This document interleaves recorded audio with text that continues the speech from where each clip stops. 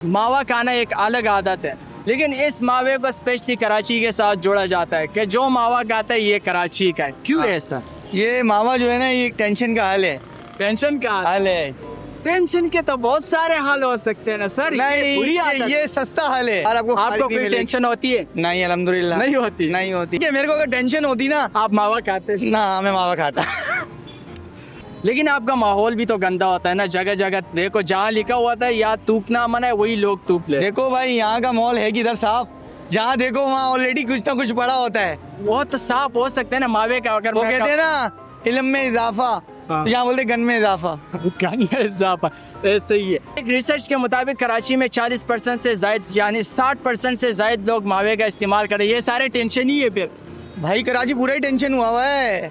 अभी वहाँ गाड़ी लगाई थी, 10,000 रुपये लिखा हुआ था, चालान बनेगा नो पार्किंग का। अच्छा। तो मैं मावा खाना शुरू कर दूँ अब टेंशन में। इस मावा खाने की एक और भी वजह है, वो ये है कि मौत को जल्दी एक्सेप्ट करना। हाँ। वो कुछ ही तो आराम है। मैं बोलने वाला था कि मौत सही को है, खुद बुलावा। क्योंकि अब माशाल्लाह कराची के जिस तरह के मामलात हैं, तो मेरे भाई यहाँ तो ईमान से मरना भी मुश्किल है। मरने के लिए भी बीसी डालनी पड़ेगी 2 लाख की। वो कैसे? क्योंकि कबर ही 40-45 हज़ार की है, फिर खाना है, फिर यानी है।